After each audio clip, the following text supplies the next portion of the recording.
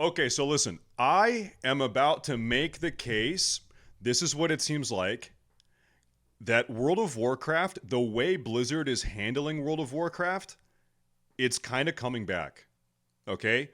That for the last couple months, Blizzard has actually been making some very, very smart decisions in the way that they are managing and handling the World of Warcraft IP.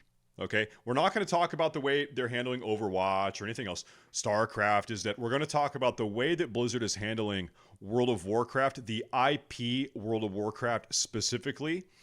And I think we need to start, we need to go back. What is this? This is, okay, little brief history lesson. Okay, Chris Metzen, who had been at Blizzard since the late 90s, he's sort of like the creative genius that really not solely and independently, but he kind of like he's the guy. He created the Warcraft universe. He's the creative storyboard World of Warcraft universe guy. Warcraft 1, Warcraft 2, Warcraft 3, all of it. He was there. A lot of it, it's his ideas. He was doing the original creative artwork for a lot of these older games. Warcraft 1, 2, 3.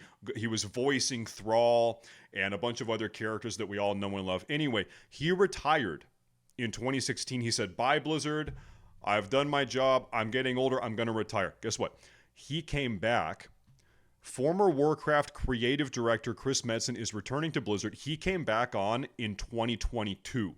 Okay, this is 2 years ago. He came back on as a creative advisor, and it was a part-time position, not full-time, part-time creative advisor in 2022. So he was gone for 5.5, 6 years.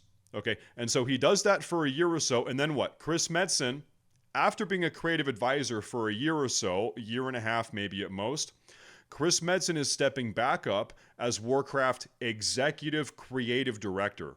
So no longer is he a part-time advisor. He actually comes back on full-time, and this is in September of 2023. He comes on full-time. He's back on the team as Warcraft executive creative director. Okay, and then what happens shortly after that? Microsoft completes its total and complete acquisition of Activision Blizzard. Bobby Kotick is out, who is the CEO of Activision Blizzard.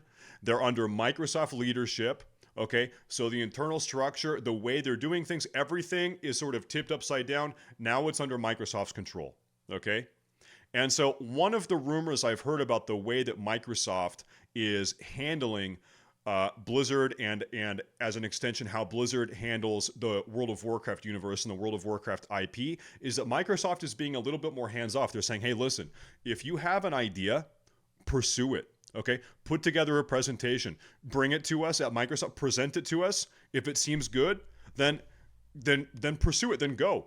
And let's do a little trial. Let's see if it works. And if it works, if the gamers like it, then we're going to double down on it. And if they don't, okay, it was a little experiment and we move on and we don't do it again. Okay?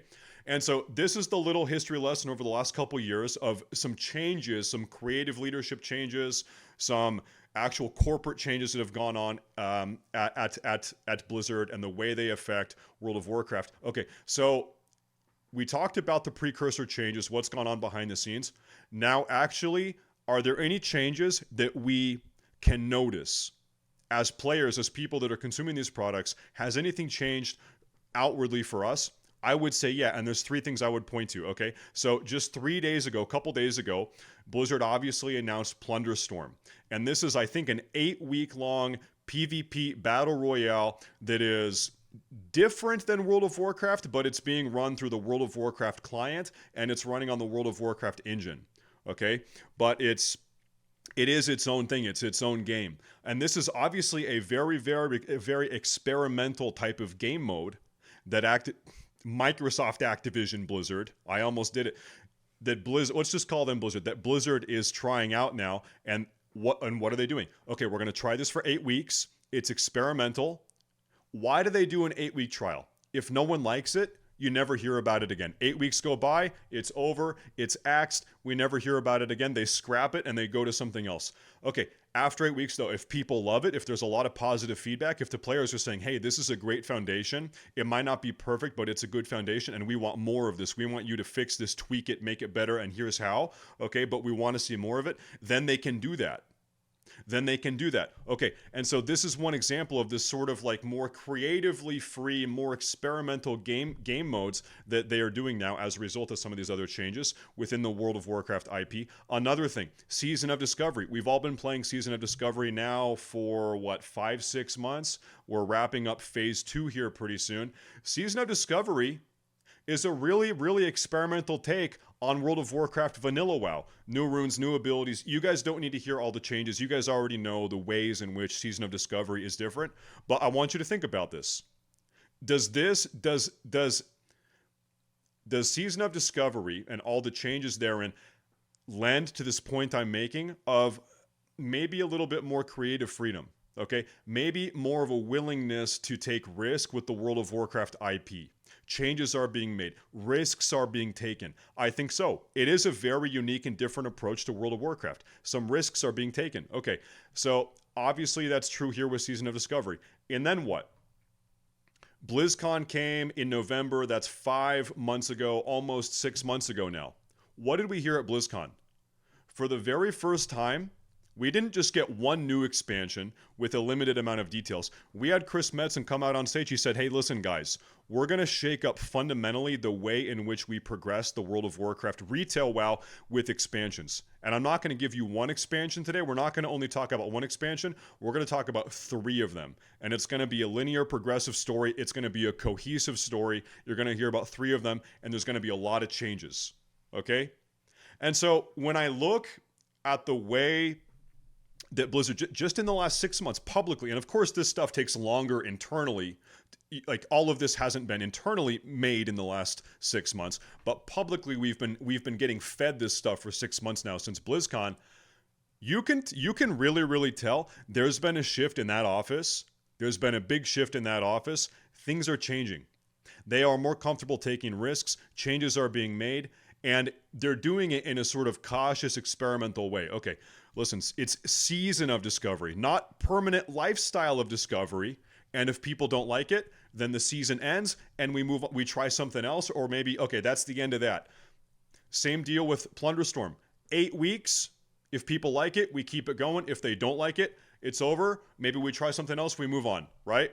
The expansions, maybe similar kind of deal. Okay, it's a very, very unique, different approach to the traditional World of Warcraft expansion system. And so it does give me a little bit of optimism, because I have to say, so far, of course, we haven't been able to play the War Within coming out in 2024, Midnight, or the Last Titan, the new retail World of Warcraft expansions, but we have played Plunderstorm now for 3 days. We've been playing Season of Discovery now for 5-6 months. These things seem to be received pretty well. It seems like people are reasonably happy with the way these are going. Also, I have to say, with both Plunderstorm and Season of Discovery, the amount of dev feedback and dialogue back and forth, the devs are posting on Twitter, they're giving blue posts.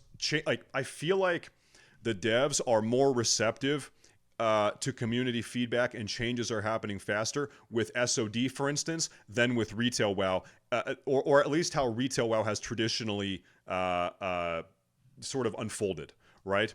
And so it does make me think, hey, listen, okay, these teams that are on Plunderstorm, the Plunderstorm team, the classic WoW SOD team, just fix things. There's not a bunch of red tape. There's not a bunch of bureaucratic bullshit. If you're hearing feedback from the players, fix it. To the best of your ability, just do it. Just go do it. Okay? You don't have to run it through up and down all the different levels of 15 levels of management. Just go do it. And that, of course, you can always ask for more, but if you compare the degree to which the devs are communicating and fixing things in SOD to the degree to which the devs have historically managed World of Warcraft retail WoW, it's way faster. Okay, they're communicating way more. And you might not agree with all the decisions that the SOD devs have made, but I mean, hey, at least they're making decisions, and they're doing it snappy and pretty quickly. You hear from them a lot. They're pretty ever present. And so this is sort of, this thought process has been in my head for the last couple days. I'm thinking, wow, Plunderstorm, this is a really experimental game mode. We've never had anything like this in the World of Warcraft universe. It's very unique. Even as far as just gaming goes, it's a pretty unique game. SOD, it's a unique twist on the World of Warcraft IP. We're getting a sort of new expansion rollout formula here, okay? It does seem like something has changed, okay? this level of experimentation and the way in which they're doing it, this doesn't just happen by accident, right?